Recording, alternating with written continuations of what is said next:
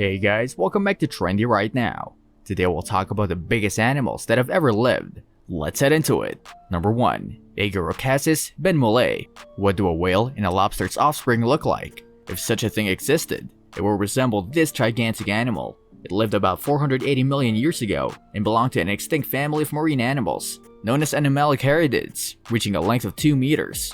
The alien-looking creature had net-like sieves attached to its head appendages that it used to filter plankton from seawater to feed. It lived during a period when plankton became more diverse, allowing it to live in different lifestyle than most animalocaridids, which are sharp-toothed predators. This mysterious creature may help explain how arthropod limbs, modern spiders, insects, and crustaceans evolved.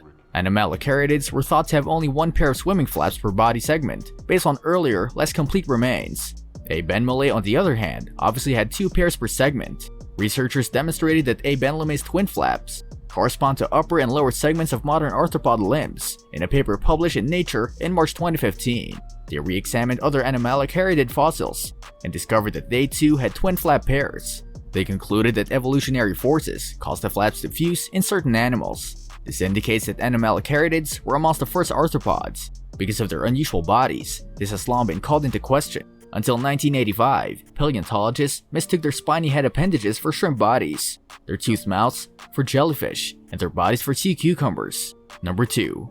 Jacalopterus rhenaniae. This is the arachnophobic's worst nightmare. At 2.5 meters long, this colossal sea scorpion is the largest arthropod ever to have existed. Its common name is deceptive. They weren't real scorpions, and they most likely scurried about in lakes and rivers rather than the sea. It existed about 390 million years ago and spent its time chopping up fish. It was first identified in 2008, following the discovery of a spike claw measuring 46 centimeters in a quarry in Prüm, Germany. This was the only thing that remained of the species. However, since the claw-to-body size ratio in sea scorpions is fairly stable, researchers estimated its length to be 233 to 259 centimeters long. The finding adds to the evidence that arthropods were much larger in the past. Nobody knows why prehistoric creepy crawlies were so big. Some believe the solution lies in the atmosphere, which once held more oxygen than it does now. Others point to the scarcity of strong predators such as fish. Number 3. Arthropleura. The Arthropleura, a genus of millipedes up to 2.6 meters long, was also vying for the title of largest arthropod in history. They lived between 340 and 280 million years ago and may have benefited from increased oxygen levels in the air. Nobody has found a complete fossil. Partially preserved remains at 90 centimeters long were discovered in southwest Germany, and trackways associated with them have been discovered in Scotland, United States, and Canada. The Arthropleura bodies seem to have been made up of 30 jointed parts, surrounding the side plates and a central plate. Since the remains of Arthropleura mouths have never been discovered, it's impossible to know what they ate. Researchers studying their fossilized excrement discovered fern spores, implying they ate plants. Arthropleura have proven popular with filmmakers, appearing in Walking with Monsters and BBC in 2005, and First Life in 2010. Number 4. Meganeura. Following the discovery of the first Meganeura fossil in France in 1880, giant arthropods were first related to higher atmospheric oxygen levels.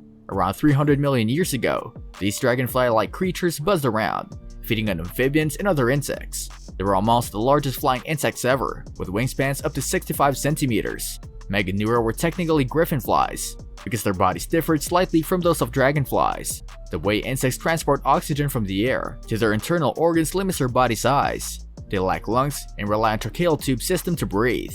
During the Carboniferous period, 359 to 299 million years ago, oxygen made up to 35% of the climate. This could have helped Meganeura to draw more energy from the same amount of air, allowing them to continue flying even as they grew massive. The theory may explain why they didn't survive when oxygen levels dropped in later times. Number 5. Sarcosuchus imperator. It's not just insects that have shrunk over time.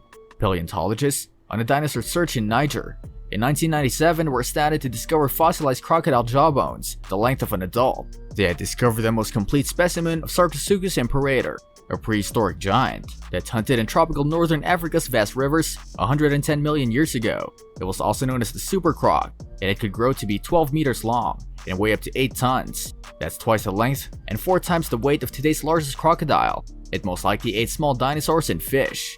It had 1.8 meters long narrow jaw with more than 100 teeth, as well as vertically tilting eye sockets and a massive bony protrusion on the tip of its snout. It would have resembled modern India's and Nepal's critically endangered gharials. S. imperator, despite its moniker, was not a direct ancestor of the 23 species of modern crocodilians.